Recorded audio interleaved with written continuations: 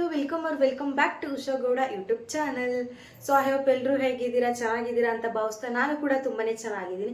ಇವತ್ತಿನ ಒಂದು Sunday mini vlog ಏನಪ್ಪಾ ಅಂತ ಹೇಳಿದ್ರೆ ವೆರಿ ಈಸಿ ಮತ್ತೆ ಸಿಂಪಲ್ ರೆಸಿಪಿ ಕೂಡ, ಬೇಗ ಆಗುವಂತ ರೆಸಿಪಿ ಕೂಡ ಅಂತಾನು ಅನ್ಬೋದು. ಸೊ ಏನಂತ ಹೇಳಿದ್ರೆ ರಾತ್ರಿ ಉಳಿದಿರೋ ಅನ್ನದಿಂದ ಏನಾದ್ರೂ ಒಂದು ರೆಸಿಪಿನ ಟ್ರೈ ಮಾಡೋಣ ಅಂತ ಅನ್ಕೊಂಡಿದ್ದೀನಿ.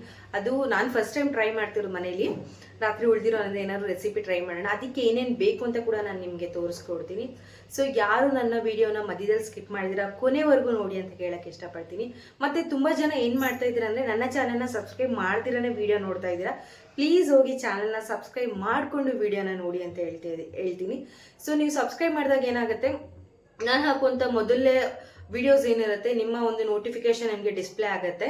ಸೊ ಅದಕ್ಕೆ ಪ್ಲೀಸ್ ಹೋಗಿ ನನ್ನ ಚಾನಲ್ನ ಸಬ್ಸ್ಕ್ರೈಬ್ ಮಾಡಿಕೊಂಡು ವಿಡಿಯೋನ ನೋಡಿ ಅಂತ ಹೇಳಕ್ಕೆ ಇಷ್ಟಪಡ್ತೀನಿ.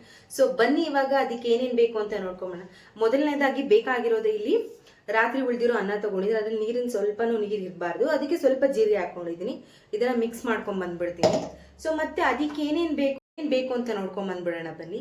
ಸೊ ಅದಕ್ಕೆ ಬೇಕಾಗಿರೋದು 2 ಮೀಡಿಯಂ ಸೈಜ್ ಅಷ್ಟು ಈರುಳ್ಳಿನ ತಗೊಂಡಿದ್ದೀನಿ. ಇದನ್ನ ಸಣ್ಣದಾಗೆ ಕಟ್ ಮಾಡಿ ಇಟ್ಕೊಂಡಿದ್ದೀನಿ. ಸೊ 2 ಹಸಿಮೆಣಸಿನಕಾಯಿ ತಗೊಂಡಿದ್ದೀನಿ. ಇದನ್ನು ಕೂಡ ಸ್ವಲ್ಪ ಸಣ್ಣದಾಗಿ ಕಟ್ ಮಾಡ್ಕೋಬೇಕು. ನಿಮಗೆ ಖಾರ ಎಷ್ಟು ಬೇಕೋ ಅಷ್ಟು ನೋಡ್ಕೊಳ್ಳಿ.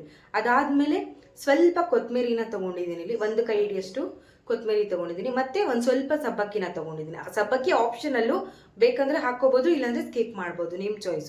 ಸೊ ಇದಿಷ್ಟು ತಗೊಂಡಿದ್ದೀನಿ. ಸೊ ಬನ್ನಿ ಈಗ ಮಿಕ್ಸಿಯಲ್ಲಿ ಅನ್ನನ ಗ್ರೈಂಡ್ ಮಾಡ್ಕೊಂಡ್ ಬಂದ್ಬಿಡೋಣ. ಇವಾಗ ಮಿಕ್ಸಿ ಜಾರಿಂದ ಇದನ್ನು ತೆಗೆದು ಹಾಕೊಂಡ್ಬಿಟ್ಟಿದ್ದೀನಿ ಒಂದು ಬೌಲ್ಗೆ. ನಾನು ನೋಡಿ, ಇಷ್ಟು ಥಿಕ್ನೆಸ್ ಆಗಿ ಬಂದರೆ ಸಾಕು ಜಾರಲ್ಲಿ. ನಮಗೆ ಇಷ್ಟು ಥಿಕ್ನೆಸ್, ತುಂಬ ನೀರು ಹಾಕೊಳ್ಳೋಕೆ ಹೋಗ್ಬೇಡಿ. ನೀರು ಹಾಕ್ದಿರೇ ನಾವು ರುಬ್ಕೊಂಡು ಬರಬೇಕು. ಇಷ್ಟು ಥಿಕ್ನೆಸ್ ಇದ್ದರೆ ಸಾಕು. ಇವಾಗ ಇದಕ್ಕೆ ನಾನು ಆಗಲೇ ತೋರಿಸಿದ್ನಲ್ಲ ನಿಮಗೆ, ಈರುಳ್ಳಿನ ಹಾಕ್ಕೊಳ್ತಾ ಇದ್ದೀನಿ. ಅದರ ಜೊತೆಗೆ ಹಸಿಮೆಣಸಿನ್ಕಾಯಿ, ಕೊತ್ತಂಬರಿ ಸ್ವಲ್ಪ, ಮತ್ತು ಅದಕ್ಕೆ ಸ್ವಲ್ಪ ರುಚಿಗೆ ತಕ್ಕಷ್ಟು ಉಪ್ಪನ್ನ ಆ್ಯಡ್ ಮಾಡ್ಕೊಳ್ಳಿ. ಸ್ವಲ್ಪ ನೋಡ್ಕೊಂಡು ಹಾಕ್ಕೊಳ್ಳಿ. ಆಮೇಲೆ ಸ್ವಲ್ಪ ಕಡಲೆ ಹಸಿಟ್ಟು, ಒಂದು 1 ಟೇಬಲ್ ಸ್ಪೂನ್ ಅಷ್ಟು ಹಾಕ್ಕೊಳ್ಳಿ. ಕಡಲೆ ಹಸಿಟ್ಟು ಸಾಕು.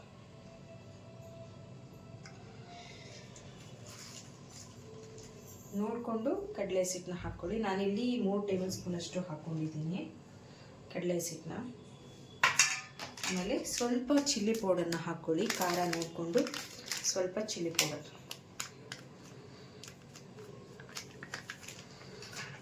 ಈಗ ಮಿಕ್ಸ್ ಮಾಡಿ, ಚೆನ್ನಾಗಿ ಮಿಕ್ಸ್ ಮಾಡಬೇಕು.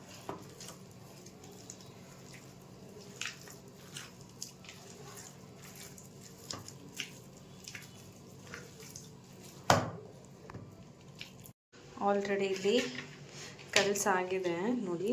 ಈ ಥರ ಕಣ್ಣು ಗಟ್ಟಿ ನೋಡಿಕೊಂಡು ನೀರು ಹಾಕದಿರ ಕಲಿಸ್ಕೊಳ್ಳಿ. ನೋಡಿ ಈ ಥರ ಬರಬೇಕು. ನಾವು ಹಿಂಗೆ ಹಿಡಿದ್ರೆ ಉಂಡೆ ಚೆನ್ನಾಗಿ ಬರಬೇಕು. ಇಲ್ಲಿ ಹಸಿಟ್ಟನ್ನ ಅಂದರೆ ರಾತ್ರಿ ಉಳಿದಿರೋ ಅನ್ನದಿಂದ ನಾವು ಹಸಿಟ್ಟು ಥರನ ಈ ಥರ ಮಿಕ್ಸ್ ಮಾಡಿ ಇಟ್ಕೋಬೇಕು. ನೋಡಿ ಉಂಡೆ ನಿಮ್ಗೆ ಎಷ್ಟು ದಪ್ಪ ಬೇಕೋ ಅಷ್ಟು ಉಂಡೆ ನೀವು ಮಾಡಿ ಎಣ್ಣೆಲಿ ಬಿಟ್ಕೋಬೋದು. ಎಣ್ಣೆ ಕೂಡ ಕಾದಿದೆ. ಇವಾಗ ನಿಮ್ಗೆ ಎಷ್ಟು ಬೇಕೋ ನೋಡ್ಕೊಂಡು ರೌಂಡ್ ಉಂಡೆನ ಬಿಟ್ಕೊಳ್ಳಿ. ಹಾಕ್ತಾ ಇದ್ದೀನಿ.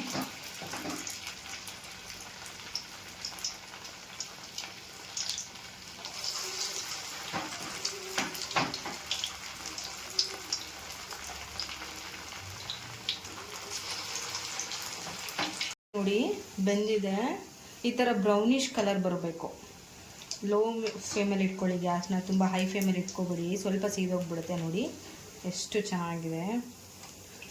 ಫಸ್ಟ್ ಟೈಮ್ ಟ್ರೈ ಮಾಡ್ತಿರೋದು ನಾನು, ಫಸ್ಟ್ ಟೈಮು. ಬಟ್ ತುಂಬಾ ಅಂದರೆ ತುಂಬಾ ಚೆನ್ನಾಗಿ ಬಂದಿದೆ. ಇದನ್ನು ಒಂದು ಪ್ಲೇಟಿಗೆ ಸರ್ವ್ ಮಾಡ್ಕೊಂಬಿಡೋಣ. ಎಷ್ಟು ಚೆನ್ನಾಗಿದೆ ಅಂತ.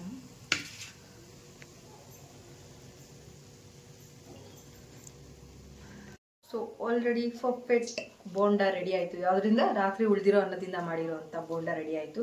ಸೊ ನೋಡಿ ಎಷ್ಟು ಚೆನ್ನಾಗಿದೆ ಅಂದರೆ, ಈ ಥರ ಎಷ್ಟು ಕ್ರಿಸ್ಪಿಯಾಗಿ ಮತ್ತು ಎಷ್ಟು ಸ್ಮೂತಾಗಿದೆ ನೋಡಿ. ಟೇಸ್ಟ್ ಮಾಡ್ಬಿಟ್ಟು ನೋಡ್ತೀನಿ ಹೇಗಿದೆ ಅಂತ.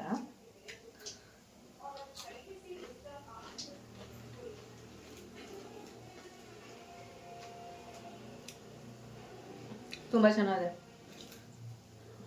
ಈರುಳ್ಳಿ, ಕೊತ್ತಂಬರಿ ಮತ್ತು ಸಬ್ಬಕ್ಕಿ ಹಾಕಿರೋದ್ರಿಂದ ಕ್ರಿಸ್ಪಿಯಾಗಿ ತುಂಬ ಅಂದರೆ ತುಂಬಾ ಚೆನ್ನಾಗಿದೆ. ನೀವು ಒಂದ್ಸಲ ಮನೇಲಿ ಟ್ರೈ ಮಾಡಿ. ಮಕ್ಕಳಿಗೂ ಕೂಡ ಸ್ನ್ಯಾಕ್ಸ್ ರೀತಿಯಲ್ಲಿ ಕೊಡ್ಬೋದು. ಹೊರಗಡೆ ತೊಗೊಂಬಂದು ಕೊಡೋಕ್ಕಿಂತ ಬೋಂಡ ಬಜ್ಜಿಗಳು ಈ ಥರ ನಾವು ರಾತ್ರಿ ಉಳಿದಿರೋ ಅನ್ನದಿಂದ ಈ ಥರ ಬೋಂಡ ಮಾಡಿದ್ರೆ ತುಂಬಾ ಚೆನ್ನಾಗಿರುತ್ತೆ. ನೋಡಿ ಎಷ್ಟು ಚೆನ್ನಾಗಿದೆ, ಈಸಿ ಆ್ಯಂಡ್ ಸಿಂಪಲ್ ಆಗಿ ಮಾಡುವಂಥ ರೆಸಿಪಿ. ಸೊ ಐ ಹೋಪ್ ಈ ವಿಡಿಯೋ ನಿಮಗೆ ಇಷ್ಟ ಆಗಿದೆ ಅಂದ್ಕೊಳ್ತೀನಿ. ಇಷ್ಟ ಆಗಿದ್ರೆ ಲೈಕ್ ಮಾಡಿ, ಶೇರ್ ಮಾಡಿ, ಕಮೆಂಟ್ ಮಾಡಿ. ಹಾಗೆ ನನ್ನ ಚಾನಲ್ನ ಸಬ್ಸ್ಕ್ರೈಬ್ ಮಾಡೋದನ್ನ ಮಾತ್ರ ಮರಿಬೇಡಿ. ಆ್ಯಂಡ್ ನೆಕ್ಸ್ಟ್ ವಿಡಿಯೋದಲ್ಲಿ ಸಿಗ್ತೀನಿ ಅಂತ ಹೇಳ್ತಾ ಅಲ್ಲಿವರೆಗೂ ಟೇಕ್ ಕೇರ್. ಎಲ್ಲರಿಗೂ bye bye and thank you for watching.